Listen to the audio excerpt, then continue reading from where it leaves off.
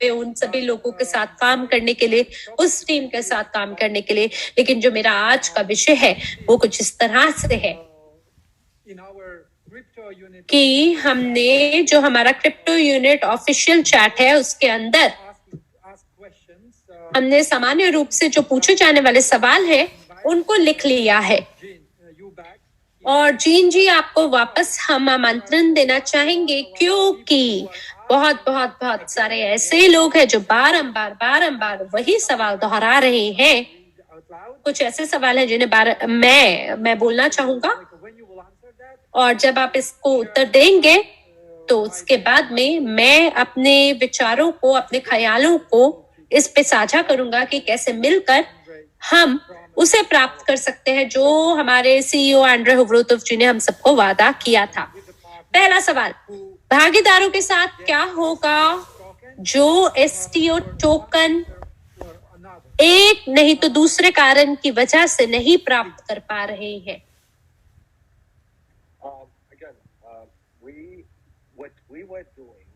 हम क्या कर रहे थे और जो हमने किया है, आप याद रखें दो चीजें।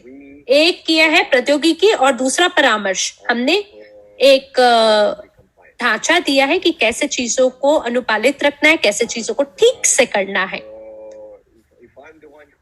और अगर मैं वो हूं जो कि उत्तर देने वाला हूं, तो वो सभी लोग जो कि एसटीओ का भाग नहीं होंगे, कोई भी कारण हो सकता है, क्योंकि व्हाइट लिस्ट में नहीं है, ब्लैक लिस्ट में है, तो क्या होगा ऐसे में? क्योंकि वो सुरक्षा टोकन के स्वामी नहीं हो सकते। तो इस स्थिति में हमने सुझाव दिया है, क्षमा कीजिएगा, हमने सुरक्षा टोकन के मूल्य को यूटिलिटी टोकन, सीआरयू टोकन के अंतर्गत प्रदान करने का सुझाव दिया है, ताकि जो निवेशक है उसके पास वही मूल्य की संपत्ति बचे, और जहां वो सुरक्षा टोकन के स्वामी नहीं हो सकते, उसके बदले में वो यूटिलिटी से पुरस्कृत हो, वो प्राप्त कर सके। धन्यवाद है, आर्मंड्स बोल रहे हैं मेरी ओर से। मैं ये कहना चाहूंगा कि साथ ही हमने बहुत शोध किया है, बहुत सारी बैठकों का आयोजन किया है सुरक्षा टोकन के बारे में अलग अलग देशों के अंतर्गत। मैं आश्वासन दे सकता हूं आपको एक तथ्य के साथ कि आज ज्यादातर जो देश हैं वो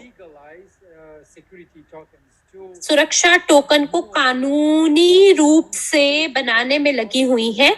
सुरक्षा टोकन विषय के ऊपर ज्यादा केंद्रित होकर काम कर रही है। यहाँ तक कि बाकी जो देश है जो कि एक नहीं तो दूसरे कारणवश सुरक्षा टोकन को स्वीकृति नहीं दे पा रहे हैं, इसके पीछे क्या कारण है? और ये एक तथ्य भी है, मैं आपको बता दूं, यहाँ मैं Dubai DFC financial security authority के साथ में काम कर रहा था, और हमने उनको सभी प्रकार के उत्तर प्रदान किए। लगभग 50 से ज्यादा सवाल उन्होंने पूछे, उसके हमने उत्तर दिए। और आज हम देख पा रहे हैं कि ज्यादातर जो सरकारी आधिकारिक लोग हैं वो हामी भरते हैं कि अच्छा, ब्लॉकचेन यहाँ आ गई है और ये जो प्रौद्योगिकी है ये उस तरीके से काम नहीं कर रही है। अच्छा ठीक है, तो फिर हमें इसको सही से ढांचे में उतारने की जरूरत है, इस तरीके से रूपरेखा देने की जरूरत है कि ये सही लगे। और इसी वजह से जो सुरक्षा टोकन है, ये एक ऐसा आर्टिकल है, विज्ञापन था जहां पर किसी ने एसटीओ मार्केट ऑफिशियल रिसोर्सेज में, मैंने इसके बारे में पढ़ा, जहां उन्होंने ये लिखा कि जो एसटीओ पिछले वर्ष था वो लगभग $1 बिलियन था, और इस वर्ष में, कृपया करके मुझे सही करिएगा अगर ये संख्या बदल गई है, पर मैंने ये पढ़ा था कि ये $15 बिलियन पे पहुंच गई है।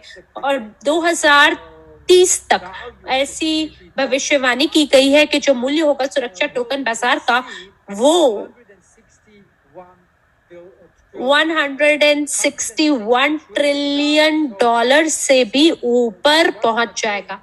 इसका मतलब जीन जो आप कर रहे हैं, सलाम मैं आपको देना चाहूंगा उसके बदले में, क्योंकि वाकई में ये वो रास्ता है जो सफलता सुनिश्चित करती है, जो भविष्य में सभी प्रकार के लाभ प्रदान करती है। वो सभी चीजें जो भी आप सुरक्षा के अंतर्गत कर रहे हैं, काबिले तारीफ है। और वही मैं अपने दूसरे सवाल की ओर बढ़ता हूँ, जो कि ज्यादातर पूछा जा रहा है हमारे समुदाय में, सो ये है कि सुरक्षा टोकन कहाँ पे सूचीबद्ध होगा। मुझे पता है आपने पहले उत्तर दे दिया, लेकिन अगर आप दोबारा दोहरा दे तो बेहतर होगा। जीन कह रहे हैं ये सूचीबद्ध किया जाएगा, ये निर्णय कंपनी का होगा कि कहाँ इसको सूचीबद्ध किया जाए, लेकिन जो भी रोड मैप के अंदर है, जिसकी हमने रूपरेखा बनाई है, उसके अनुसार DS स्वैप डिसेंट्रलाइज्ड एक्सचेंज पर इसको सूचीबद्ध किया जाएगा, क्योंकि इसी से यह अनुपालित होता है। ये सभी नियम और कानूनों को साथ लेके चलता है, जिसके बारे में मैं आपसे थोड़ी देर पहले चर्चा कर रहा था। इसके लिए हमें अतिरिक्त रूप से विकास का निर्माण करना है, और अगर ऐसा निर्माण होता है विकास का, तो वो सरलता से लागू किया जा सकता है प्राइमरी से सेकेंडरी प्लेटफॉर्म पर, और इस राह में अगर कोई भी चुनौतियां होगी तो भी उसे आराम से पार किया जा सकता है। और जो धन को लेके भी देखा जाए तो वो सरल रहता है, क्योंकि आपको कमीशन फी नहीं होता है, लिस्टिंग फी नहीं होती है, और जो बड़े बड़े लोग हैं जो आपसे शुल्क लेते हैं वो सब वहां नहीं होगा। ये पूर्ण रूप से अनुपालित होगा, 24 घंटे 7 दिन आपके फोन के माध्यम से आपके लिए उपलब्ध होगा। धन्यवाद। आर्मंड्स कह रहे हैं इससे बेहतर मेरे को उत्तर नहीं मिल सकता था, और बहुत सारे सवाल और पूछे जा रहे हैं मुझसे और मिला जी से। मैं इनको पढ़ना चाहूंगा दोबारा कि प्रारंभिक मूल्य क्या होगा STO टोकन के लिए जब ये सार्वजनिक हो जाता है। दोबारा से मैं जिस तरह से चीजों को देख रहा हूं उसके हिसाब से पहले मैं बोलता हूं, फिर मिला आप बताइएगा। लेकिन आज हमारे पास वो सभी संपत्तियां हैं जिसके बारे में मिला ने आपके साथ अभी साझा किया है, जिनको हम नियंत्रण में लाने के लायक हैं, और साथ ही हमें यह भी पता है कि उनके साथ हमें क्या करना है। तो जब चीजों में परिवर्तन होगा और बाकी संपत्ति जब हमारी पहुंच के अंतर्गत आ जाएगी, तो उस समय पे अतिरिक्त मूल्य जुड़ जाएगा हमारे पोर्टफोलियो में। फिलहाल जितनी भी परियोजनाएं हमारे हाथ में है, और यहाँ मैं केवल बात कर रहा हूँ उन सभी संख्याओं के बारे में जो कि मार्केट इवैल्यूएशन के हिसाब से है, बाजार मूल्यांकन के हिसाब से है, ना कि अनुमानित मूल्यांकन के हिसाब से है, यानी एक्सपेक्टेड इवैल्यूएशन के हिसाब से नहीं है।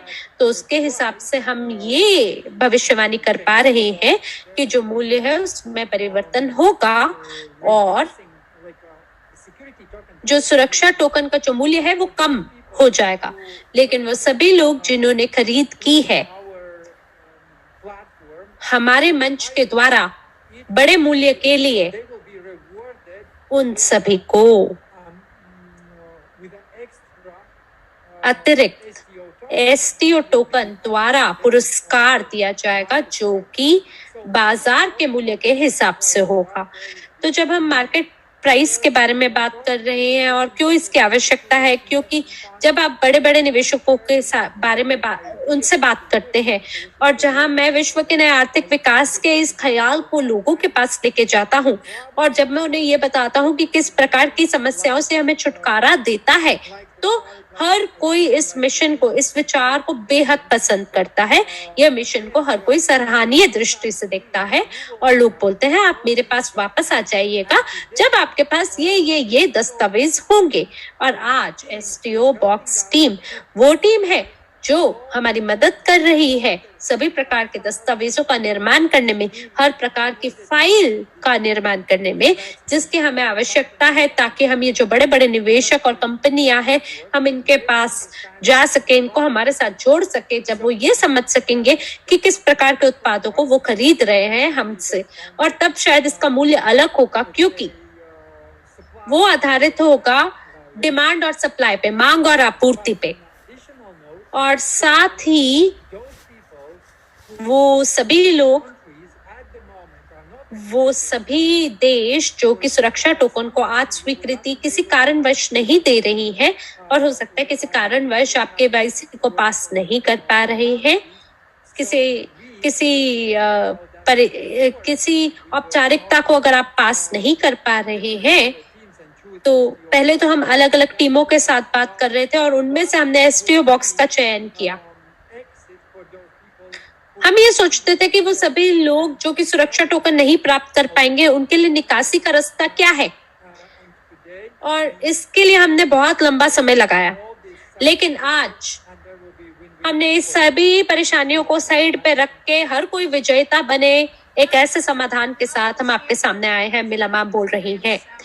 मैं अपने अनुभव को आपके साथ साझा करती हूँ।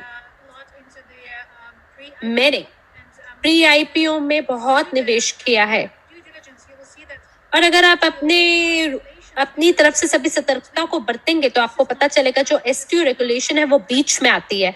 ये क्रिप्टो नहीं है, ये क्रिप्टो और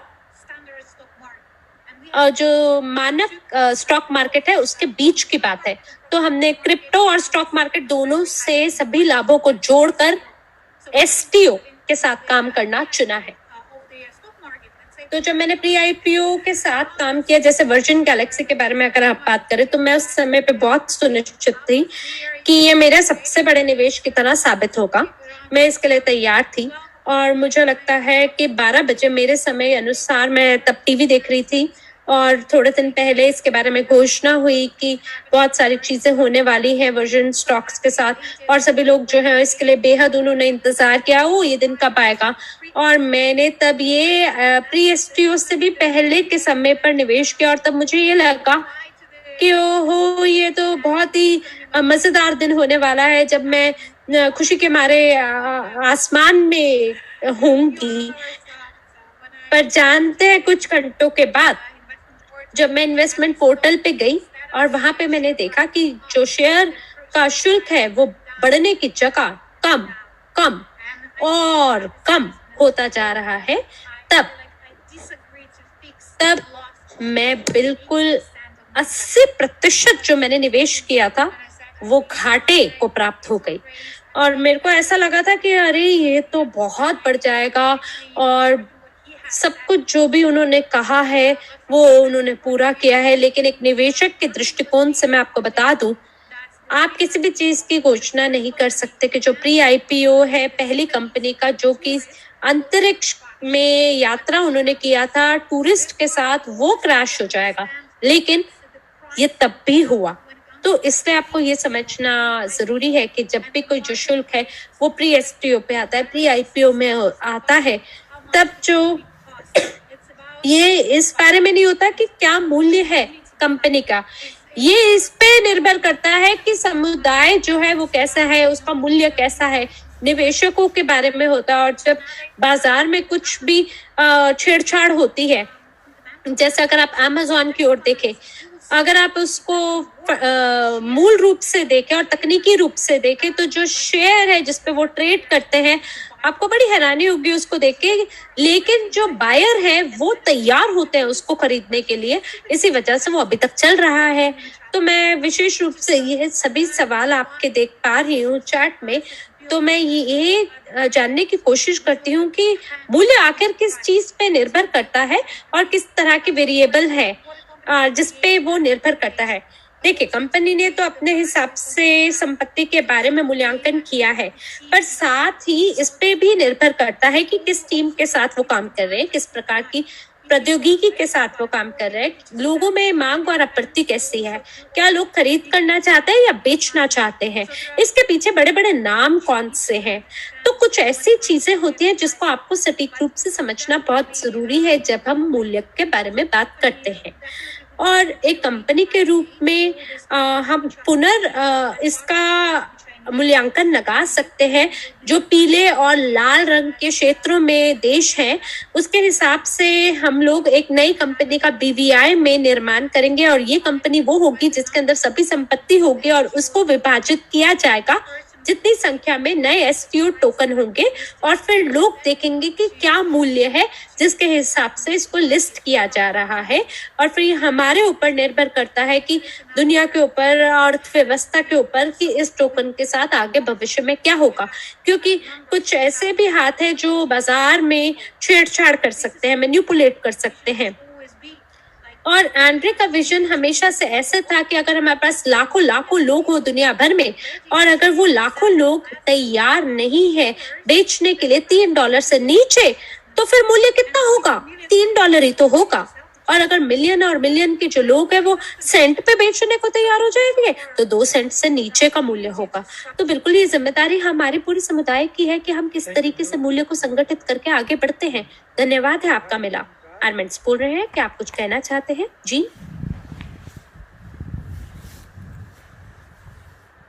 Based on your experience, maybe you've seen some other companies. आपके अनुभव के अनुसार हो सकता है आपने कुछ कंपनियां देखी हो, एसटीओ कंपनियां देखी हो। जब आपकी डीएस स्वैप पे आती है, हो सकता है कि वो एक मूल्य के हिसाब से बेचने के बारे में सोचती है, पर फिर बाजार जो है वो उन्हें अलग ही वास्तविकता दिखाती है। तो हो सकता है आप अपने अनुभव को यहाँ हमारे साथ साझा करना चाहें। धन्यवाद है आपका आर्मेंड्स। मैं इंटरनेट से कुछ क्षण के लिए गायब हो गया था, तो क्या आप दोहरा मैं कोशिश करता हूँ आपकी बात का जवाब देने के लिए। देखिए, हमने डीएस स्वैप को 4 महीना पहले शुरू किया है, और जब हम एसटीओ टोकनाइजेशन के बारे में बात करते हैं तो इस प्रतिक्रिया में ना थोड़ा समय लगता है। इसमें 4 से 9 महीना के बीच का अंतर लग सकता है। और अभी तक अगर हम बात करें तो आज हमारे पास केवल एक सुरक्षा टोकन है जिसे हमने डीएस स्वैप पे लिस्ट किया है। ये real estate company live share का है जिसके बारे में मैंने आपको बताया, और बाकी 13 और कंपनियां हमारे साथ है जो कि इस समय प्राथमिक बिक्री यानी प्राइमरी सेल कर रही हैं। एक बार जब ये प्राइमरी सेल हो जाएगा उसके बाद ये सेकेंडरी सेल की ओर बढ़ेगा। और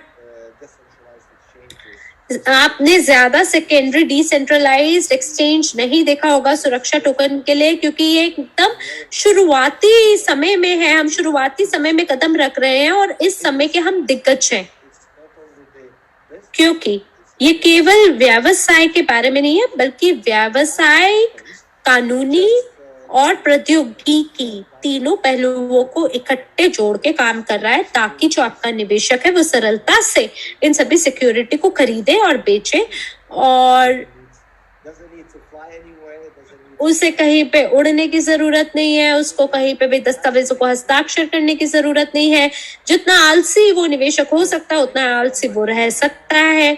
धन्यवाद है आपका। आर्मेंट्स बोल रहे हैं, मुझे ना बाकी भी स्थितियां यहाँ पे पता है, जैसे यहाँ दुबई में बहुत सारी ऐसी कंपनियां हैं जो कि एसटीओ के साथ आगे बढ़ना चाहते हैं। उन्होंने कई राउंड्स को पूरा किया, उन्होंने फंड्स को रेस किया, लेकिन दुर्भाग्य से बीच में कुछ चीजें गड़बड़ा गई और इसकी वजह से वो उस समय अनुसार अपनी योजना को पूरा नहीं कर पाए, जिसका मतलब सुरक्षा टोकन वो ना इस समय बिल्कुल प्रारंभिक समय पे है। शायद 1 वर्ष के अंतर्गत मुझे लगता है ज्यादा से ज्यादा देश हमारे साथ जुड़ जाएंगे जो इस दिशा में जुड़ जाएंगे। मैंने देखा है हाल ही में सऊदी अरेबिया ने सिक्योरिटी टोकन मॉडल को स्वीकृति प्रदान की है, लेकिन इसको स्वीकृति देना, एमओयू पे हस्ताक्षर करना, इसका ये जरूरी मतलब नहीं है कि वो उसको लॉन्च करने को, उसका उद्घाटन करने को तैयार है। मैं यहाँ पे लोगों के साथ बात कर रहा हूँ, सरकारी संगठनों के साथ बात कर रहा हूँ, और जब वो सुरक्षा टोकन के बारे में मीडिया के साथ बात करते हैं तो ऐसे करते हैं कि ये तो योजना है हमारी, हम यहाँ पे लक्षित होकर काम कर रहे हैं, हम यहाँ पे एक ढांचे का निर्माण करना चाहते हैं, लेकिन इसका ये मतलब नहीं है कि वो इसी समय तुरंत इसका उद्घाटन करने को तैयार है। और इसी वजह से येलाना ने बिल्कुल सही आभास किया है कि हम जो कर रहे हैं वो क्यों कर रहे हैं, ताकि हम वो पहले दिग्गजों में से एक हो जो इस बाजार में प्रवेश कर रहे हैं।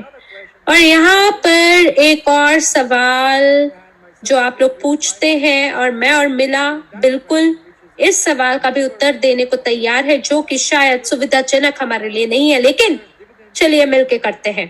पहले लाभांश कब देने वाले हैं आप? पहले लाभांश का भुगतान कब होगा? ये उन लोगों द्वारा पूछा हुआ सवाल है जो कि पूरे तरीके से नहीं समझ पाते हैं कि लाभांश आते कहाँ से हैं, लाभांश कहाँ से प्रदान किए जाते हैं और कैसे लाभांश प्रदान किए जाते हैं। तो आज इस सत्र में मैं आपसे मिला और जीन आपसे पूछना चाहूंगा आपके अनुभव अनुसार, और मेरे अनुभव तो ये है कि मैं 2015 से एक मंच यूके में है उसके साथ जुड़ा हुआ हूं जो कि क्राउड फंडिंग मंच से वास्तविक व्यवसायों के अंदर निवेश करते हैं। तो उस कंपनी में मेरे शेयर हैं, मेरे पास न्यूज़लेटर है। 2015 से ये सभी जो कंपनी है उन्होंने मुझे 1 रुपया भी नहीं दिया। तो अगर आप ये पूछ रहे हैं कि लाभांश कब प्रदान किए जाएंगे, मेरा उत्तर ये है कि जब कंपनी लाभ प्रदान करना शुरू कर देगी तब लाभांश मिलेगा। वो इतने हमारे पास लाभ आ जाए जिससे हम सभी जो देनदारियां हैं, जितने भी हमारे देनदारियां हैं उनको पार कर ले, जो भी टैक्स है उसका भुगतान कर ले, और फिर जो लाभ हमारे पास बचेगा उसके बाद हम वोटिंग करेंगे आप सभी लोगों के साथ जिनके पास सुरक्षा टोकन होंगे, और हमारे समुदाय के साथ हम वोट करेंगे। ये पूछेंगे कि क्या हम इतने छोटी संख्या के लाभांश को प्रदान अभी कर दें क्योंकि हमें बस बॉक्स पे टिक करना है, या हम इस धन का पुनर्निवेश करें और इस बाजार में पहले दिग्गज बनने के लिए कदम बढ़ाएं। तो मिला बोल रही हैं, बहुत ही ऐसा सवाल है जो कि थोड़ा सा तनाव प्रदान करता है, छल में डाल देता है।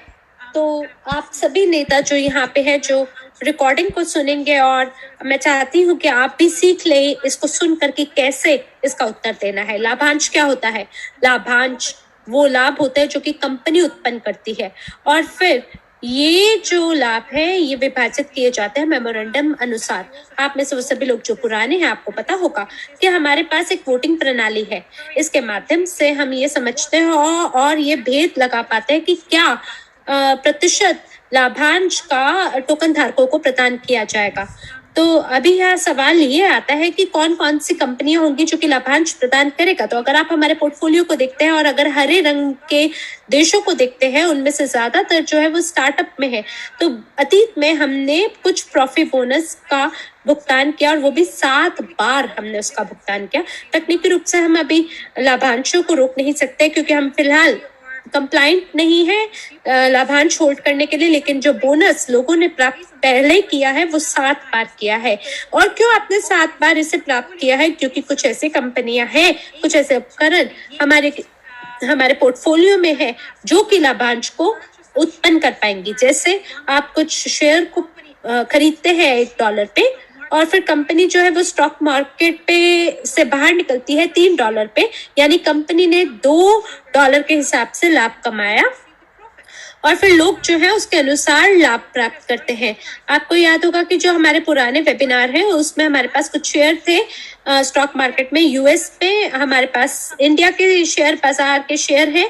तो कुछ ऐसे उपकरण हैं अतीत के जो कि लाभ को उत्पन्न कर सकते हैं। लेकिन फिलहाल अगर आप हमारे पोर्टफोलियो को देखते हैं तो हमारे पास ऐसी कोई कंपनी नहीं है जो कि फिलहाल निष्क्रिय आय हमें प्रदान करके दे सके या जो पूर्ण रूप से लाभप्रद हो। इसी वजह से आपको ठीक से इस बात को समझने की जरूरत है कि कौन सी संपत्ति हमारे पास आज है, और आज हमारा जो पोर्टफोलियो उसके अंदर बहुत सारे स्टार्टअप जुड़े हैं।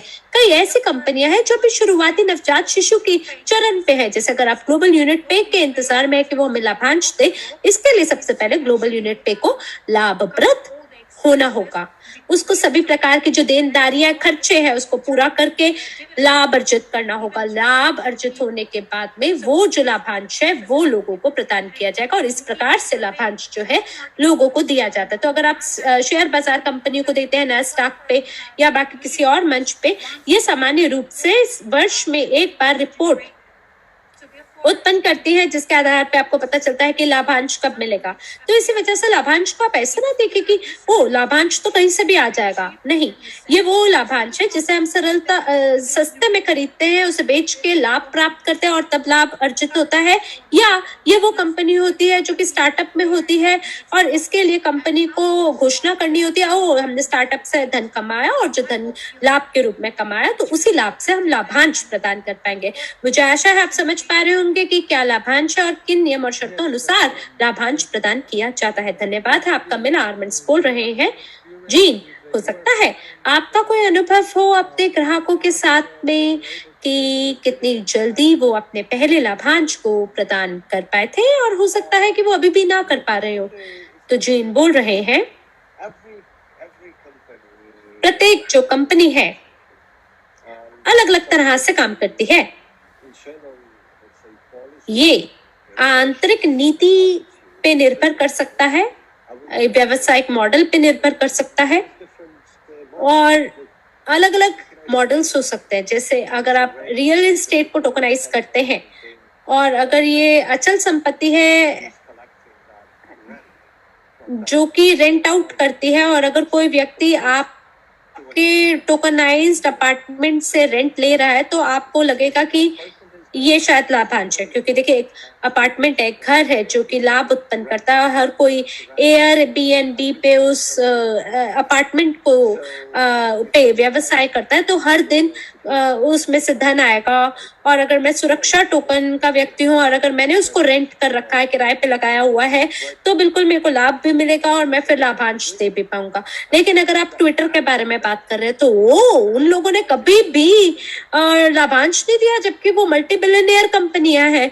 और इसी तरह से आप समझिए कि जब हम सेकेंडरी मार्केट में काम करते हैं, इसका मतलब कि कोई भी जो निवेशक है वो लिक्विडेट कर सकता है, वो तरल बना सकता है अपनी संपत्ति को। और अगर उसे लगता है कि मेरे को पैसिव इनकम चाहिए और मैं इंतजार नहीं करना चाहता कि आपकी जो कंपनी है 2 साल में 5 गुना 10 गुना कमाएगा, नहीं, मेरे को प्रतिदिन अपने छोटे छोटे सिक्के चाहिए, छोटा धन चाहिए जो भी आप कमा रहे हैं लाभ से, तो ठीक है, ये भी उनका व्यवसायिक मॉडल हो सकता है। इसी प्रकार से अगर कोई ऐसा व्यक्ति है जो कि 25,000 निवेश करता है ट्विटर में और एक दिन मान लीजिए मिलियन आ जाए उनके बैंक अकाउंट में, तो ये निर्भर करता है कि कंपनी की रणनीति क्या है। आखिरकार जो प्रत्येक कंपनी है उसके अलग प्रकार से रणनीति हो सकती है, अलग प्रकार से वो काम कर सकता है। तो धन्यवाद है आपका अपना अनुभव को हमारे साथ साझा करने के लिए। और साथ ही मैं यहाँ पे इन सभी देशों के बारे में बात करना चाहूंगा जो कि फिलहाल सुरक्षा टोकन नहीं प्राप्त कर सकते हैं। मुझे पता है कि वो सभी देश जो कि फिलहाल हरे क्षेत्र में है, उन्हें भी जो सुरक्षा टोकन है वो कानूनी संपत्ति की तरह शायद पहले वो ना देख पाते हो, लेकिन अब वो देख सकते हैं। तो 1 से 2 सालों के अंतर्गत और भी देश होंगे जो कि पीले और लाल क्षेत्र से बाहर निकल के हरे क्षेत्र का हिस्सा हो जाएंगे, जिन्हें सिक्योरिटी टोकन की स्वीकृति मिलेगी। तो आपके ऊपर निर्भर करता है आपका विकल्प क्या होगा, क्योंकि हर किसी के पास मौका होगा कि आप बाहर जाके यूटिलिटी टोकन लेके उसे बेच के आप अपना थोड़ा जो धन है उससे प्राप्त कर सके, जैसे जीन ने अभी बोला। और आप अपने आप को एक सहमालिक समझ सकते हैं, एक शेयर धारक समझ सकते हैं कंपनी के अंतर्गत, और इसे एक दीर्घकालिक निवेश की तरह देख सकते हैं, जो कि मुमकिन हो पाएगा आपके लिए कि अच्छा ठीक है, मेरे को इस विकल्प के साथ आगे बढ़ना है। अगला सवाल शायद हम सभी के लिए है, इसके ऊपर मेरा अपना विकल्प है और सवाल ये है कि क्या एसटीओ टोकन के लिए कोई फ्रोजन अवधि होगी। मैं पहले अपने विचार को साझा करता हूँ, फिर मैं आपसे जानना चाहूंगा आप क्या सोचते हैं। लेकिन अगर आप ये सोचते हैं कि हमें बड़े बड़े जो इन्वेस्टमेंट फंड्स हैं उनके साथ काम करना है और वो सभी लोग जो कि अपने धन को सुरक्षा टोकन के अंदर 5 या 10 साल के लिए लगाना चाहते हैं, वो बिल्कुल ये पूछेंगे कि इसमें फ्रोजन अवधि कितनी होगी हमारे लिए, कि हम सबसे अधिकतम लाभ को अपनी ओर कर सके। इसके लिए मैं ये कहना चाहूंगा कि हम लॉकअप जरूर करें, ताकि जो बड़े बड़े निवेशक हैं हम उनसे धन ले सकें, उस धन के माध्यम से हम विकास कर सकें और मूल्य बढ़ा सके पोर्टफोलियो का, कंपनीज का जो मूल्य है उसे बढ़ा सकूं और इस तरह से ज्यादा ध्यान को लोगों का अपनी ओर आकर्षित कर सकूं, ताकि वो बाय बैक कर सके। तो मिला, आपका क्या कहना है इस पर? मुझे लगता है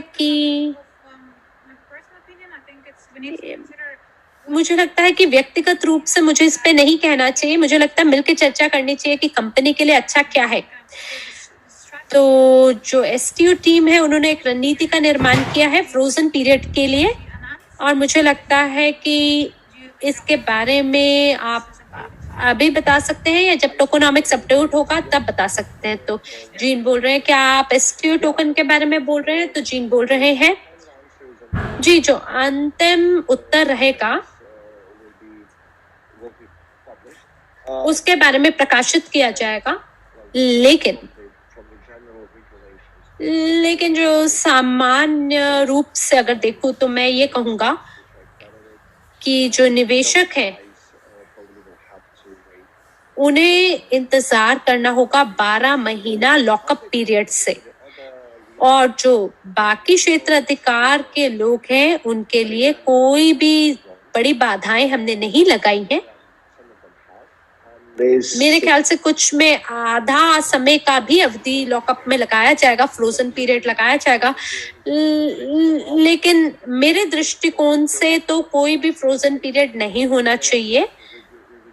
लेकिन कुछ ऐसे भी नियम और कानून होते हैं, विनिमय चीजें होती हैं जिसके हिसाब से लॉकिंग पीरियड निर्धारित होता है और उसको लॉकअप करना चाहिए। धन्यवाद है आपका। आर्मेंट्स बोलते हैं और कह रहे हैं, अगला सवाल मेरा सबसे पसंदीदा सवाल है, क्योंकि हाल ही में मेरी बैठक हुई है एक निवेशक फंड के साथ। अगर आप मेरे ट्विटर का अनुसरण करते हैं तो जरूर आपको इसके बारे में थोड़ा संकेत होगा कि उस फंड का नाम क्या है। सवाल, क्या बड़े बड़े जो निवेशक हैं वो सुरक्षा टोकन खरीद सकते हैं? क्या बड़े बड़े निवेशक सुरक्षा टोकन खरीद सकते हैं? Yeah, they have to buy securities, not about. जी, उनको ये सवाल इस बारे में नहीं है कि वो कर सकते हैं या नहीं, क्योंकि जो कुछ भी हम करते हैं वो इसलिए करते हैं ताकि हम प्रतिदिन सरल प्रौद्योगिकियां सामान्य लोगों के लिए प्रदान कर सकें, और इसी प्रकार से जो कंप्लायंस है और जो सोच है बड़े बड़े निवेशकों की, उसके हिसाब से वो भी हमारे साथ भागीदारी दिखा पाएंगे। तो जो पेशेवर लोग नहीं हैं, जिन्हें बिल्कुल नहीं पता चीजें कैसे काम करती हैं, उनके लिए आप लोग हैं। आपको पता है कि आप किस तरह से वो प्रदान कर सकते हैं जो हम कर रहे हैं। पर इसी तरह से बड़े बड़े लोग भी हैं जो कि वित्तीय दस्तावेजों को टटोलते हुए आगे बढ़ रहे हैं और सोच रहे हैं कि कैसे सुरक्षा टोकन को फिट करना है ये दुनिया के दोनों भागों से।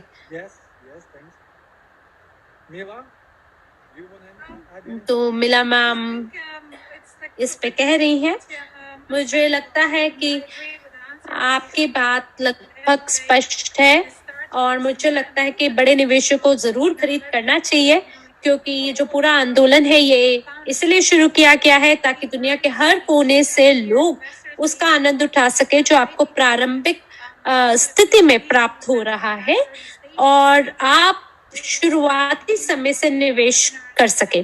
आप वो सभी लोग जो हमारे साथ पहले से हैं, शुरुआती समय से हैं, आपको याद होगा एक वेबिनार में हमने सही से ये समझाया था कि जो प्रत्येक संस्था के निवेशक होते हैं उन्हें अलग अलग समूहों में विभाजित किया जा सकता है। तो जो वेंचर फंड्स वाले हैं वो जो पूर्व समय में होते हैं वो उसके अंदर निवेश नहीं करते, उनकी रणनीति ऐसी ही होती है।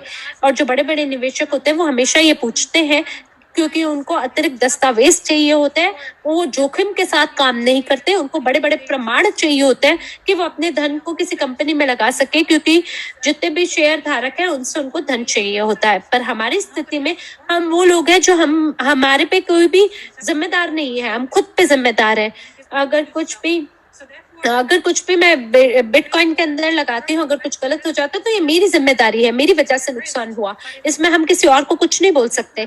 तो अगर मैं कहीं निवेश कर रही हूँ तो वो मेरा अपना जोखिम है और इसका ये गणना मुझे खुद करनी है, मुझे इसके लिए किसी की अनुमति की जरूरत नहीं है। लेकिन मेरे को ये समझना है कि अगर ये परियोजना सफल हो जाती है तो मेरा जो रिटर्न है वो 2 गुना हो जाएगा, बजाय कि मैं किसी पेंशन फंड में या इक्विटी फंड परसेंटेज के अंदर निवेश करूं।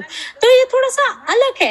लेकिन जब हम वैश्विक बाजार में काम करते हैं और फिर जब हमारे पास कोई प्लेटफॉर्म होता है जो कि कंप्लायंट होता है, जब हमारे पास स्मार्ट कॉन्ट्रैक्ट होता है जहाँ हर चीज से आपस में कानूनी रूप से बंधी होती है, वहाँ कहानी कुछ और होती है। इसी वजह से जो मूल्य है वो अलग हो सकता है और जो निवेशकों का स्तर है वो भी अलग हो सकता है। और इसी वजह से मेरे पास कुछ ऐसे लोग हैं जिनकी रुचि है, तो जब एक बार हम ग्लोबल एसटीओ मार्केट के अंदर प्रवेश करेंगे, उनकी रुचि होगी कि वो टोकन को खरीद सके, क्योंकि उन्होंने कभी इस प्रकार की परियोजना को नहीं देखा होगा और वो इंतजार कर रहे होंगे कि जो परियोजना है वो कानूनी रूप से तैयार हो ताकि वो निवेश कर सके। धन्यवाद है आपका मिला, धन्यवाद है आपका जीन आर्मंड्स कह रहे हैं। और साथ ही कुछ महीना पहले दुबई में मेरी एक बैठक आयोजित हुई थी एक परिवार के साथ, और उस परिवार ने मुझे ये कहा था कि जो आप कर रहे हैं बिल्कुल हमारी रुचि उसमें है और हम पूरी दिलचस्पी के साथ निवेश करना चाहते हैं। 5 से 10% गारंटेड ईयरली यानी वार्षिक रूप से ROI रिटर्न ऑन इन्वेस्टमेंट। तो वो अभी नहीं कह रहे कि अभी निवेश करके वो 1 साल के बाद इस 10% को निकाल लेंगे, नहीं, वो ये कह रहे हैं कि अगर कंपनी 5 से 10% रिटर्न ऑफ इन्वेस्टमेंट वार्षिक रूप से कर सके, इसका मतलब कि वो जो धन है उसको 10 से 20 सालों के लिए हमारे साथ लगा रहे हैं और यही हमारा लक्ष्य है। तो हमने क्यों इसके साथ शुरुआत किया है सुरक्षा टोकन के साथ, ताकि हम इसे एक ठोस निवेश विकल्प की तरह रख सके उनके लिए, ताकि वो धन को हमारे साथ आवंटित कर सके। क्योंकि यहाँ जो 50% धन है, मान लीजिए कि वही जो $100 बिल 5 साल पहले है और आज है, उसमें ये 15% मुद्रास्फीति की वजह से कम हो गया है। तो जो आप $100 पहले खरीद पा रहे थे, जो चीज को खरीद कर पा रहे थे, उसे आप आज उसी $100 के साथ नहीं खरीद सकते। इसी को मुद्रास्फीति यानी इन्फ्लेशन कहा जाता है। प्रतिदिन वो ये सोचते हैं कि कैसे इस धन का निवेश किया जाए वहां पे जहां पे ये जो धन है वो 100 या 500% प्रति वर्ष के हिसाब से जैसे जिसमें आप निवेश कर रहे हैं आज, जैसे अगर ICO है तो वो बड़े पारंपरिक रूप से काम कर रहे हैं और इसी वजह से जो हम कर रहे हैं हम वो कर रहे हैं। और अब बात करते हैं अंतिम सवाल के बारे में, क्यों ये सभी जो परिवर्तन है जरूरी है। जी इसका जवाब देने के लिए कह रहे हैं, दुनिया में परिवर्तन चल रहा है। जो भी चीजें विनियमित नहीं हुई है 3, 5 या 7 साल पहले, उनके साथ काम करना अब बहुत मुश्किल है। आखिरकार हमें ये जो भी परिवर्तन है उनके साथ स्वयं को अनुकूल बनाना जरूरी है। हम लोग डिसेंट्रलाइज्ड फाइनेंस के उद्योग में हैं, हम लोग ब्लॉकचेन अडॉप्शन के युग में हैं और बहुत शीघ्र ऐसे परिवर्तनकारी बिंदु आएंगे जहां पर ये सभी जो परिवर्तन है ये अनिवार्य होंगे। आपको इसका पालन करना ही होगा। तो यहाँ पे हम केवल उसी को बदल पाएंगे जिसे हम बदल सकते हैं, या हम उन परिवर्तनों के लिए स्वयं को अनुकूल बना पाएंगे। तो अब आपके सवाल का उत्तर देते हुए इन सभी एक्सचेंजेस के लिए वो ये है कि ये जो क्रमिक उन्नति है, एवोल्यूशन है, वो होता रहेगा। इसकी वजह से ये जो परिवर्तन है वो तो होके ही रहेगा। और इसी वजह से ये बहुत जरूरी है। धन्यवाद। जीन, आपका मिला, आप क्या कहेंगी? मैं बस यही कहूंगी कि जैसे कि जीन ने कहा कि परिवर्तन तो संसार का नियम है। लेस ब्राउन जी ने कहा था, अगर हम विकास नहीं कर रहे तो हम मर रहे हैं। और यही व्यवसाय के बारे में भी बात है। अगर व्यवसाय विकास नहीं कर रहा, अपने नए लक्ष्य, अपने नए चुनौतियों की ओर नहीं बढ़ा, तो इसका मतलब वो खत्म हो जाएगा। मुझे बेहद खुशी है कि हम लोग विकास कर रहे हैं, हम लोग परिवर्तित हो रहे हैं, और जब भी परिवर्तन अच्छे के लिए होता है तो यकीन माने ये सबसे बढ़िया परिवर्तन होते हैं। लेकिन नकारात्मक परिवर्तन वो होते हैं जहाँ पे व्यवसाय बंद हो जाते हैं, और जो परिवर्तन हो रहा है वो इसलिए हो रहा है क्योंकि ये सबसे बढ़िया परिवर्तन है और इनका उत्सव मनाना जरूरी है। तो जीन बोल रहे हैं कि जो प्रौद्योगिकी का व्यवसाय होता है वो ये कहता है कि केवल एक ही चीज है जो स्थिर रहती है, और वो स्थिरता भी परिवर्तन है। परिवर्तन होना ही केवल स्थिरता दर्शाता है आज के दुनिया में, और इसी की वजह से इसके साथ आपको समझ में आएगा कि मैं क्या कहना चाहता हूँ। धन्यवाद है। आर्मेंट्स बोल रहे हैं, अपनी ओर से मैं बात को समाप्त करते हुए ये कहना चाहूंगा, मुझे लगता है कि आज आपको ज्यादातर सवालों का उत्तर प्राप्त हो गया होगा। यकीनन आपके और भी सवाल होंगे जो इस समय आपके मस्तिष्क में आ रहे होंगे, लेकिन मेरी ओर से ठोस सुझाव ये है कि बहुत सारे वेबिनारों का हम आयोजन करेंगे जो कि लोकल रूप से होगा। फिर इसका भी आयोजन टॉप लीडरों द्वारा होगा। कृपया उसमें शामिल हो। इस समय ये हमारे बारे में नहीं है, कंपनी के बारे में नहीं है कि कंपनी क्या कर रही है। आप देख सकते हैं कंपनी जो है भागीदारी दिखा रही है उन सभी लोगों के साथ जिनके पास अनुभव है उसमें जो वो कहते हैं, पर हम एक कंपनी के रूप में ये जानते हैं कि किस प्रकार से इन सबको मुमकिन बनाना है। फिलहाल ये आपके बारे में है कि कितना आप जानना चाहते हैं कि क्या हो रहा है आपकी संपत्ति के साथ, क्या चल रहा है आपकी संपत्ति के साथ ही नहीं बल्कि आपकी जो डाउनलाइन है उसकी संपत्ति के साथ क्या हो रहा है। तो इसी वजह से आप जरूर उनके साथ संपर्क बनाएं, उनके साथ जानकारी को साझा करें, उनको ये वेबिनार दिखाएं इससे पहले कि आप किसी और कॉन्फ्रेंस या वेबिनार का हिस्सा हो जो आपके देश में आयोजित हो, जिसको टॉप लीडर काउंसिल द्वारा आयोजित किया जाए। ज्यादा से ज्यादा विस्तृत जानकारी जो है उसके लिए आधिकारिक वेब पेजेस को जरूर देखें, आधिकारिक टेलीग्राम चैनलों पे जरूर सदस्यता लें और बैक ऑफिस को भी लगातार देखें, ईमेल को भी लगातार देखें। सभी प्रकार की जानकारी उसी पे दी जाती है, जरूर उसको पढ़ें। किसी को भी ना बताने दे कि आपको क्या करना है, आपका निर्णय क्या होना चाहिए। धन्यवाद है आपका। जी, सौभाग्य की बात थी आपको हमारे साथ आज प्राप्त करना, आपका यहाँ होना हमारे साथ। ये जो 2-2.5 घंटे का बड़ा विजन है, आपके साथ काम करना हमारे लिए सौभाग्य की बात है। धन्यवाद है। जीन बोल रहे हैं, समुदाय से निवेदन है कि कृपया करके ज्यादा अध्ययन करें और यहाँ जाए, दोनों स्कैन कर ले QR कोड को, या आपको हमारे सिक्योरिटी टोकन के बारे में बताएगा और साथ ही डिसेंट्रलाइज्ड फाइनेंस के एवोल्यूशन के बारे में भी आपको सभी जानकारी प्राप्त होगी। धन्यवाद है। धन्यवाद देवियों और सज्जनों, इसी के साथ आज के सत्र की समाप्ति की घोषणा करते हुए आपके हिंदी अनुवादक के रूप में मैं साक्षी मल्होत्रा आपसे यहीं लेती हूँ विदा। आशा करते हैं नए जोश और उमंग के साथ आपके साथ पुनः मुलाकात होगी। तब तक के लिए आपका जीवन, समय और स्वास्थ्य मंगलमय और कल्याणमय हो, ऐसी शुभकामनाओं के साथ मिलते हैं अगली बार। धन्यवाद और शुभ रात्रि।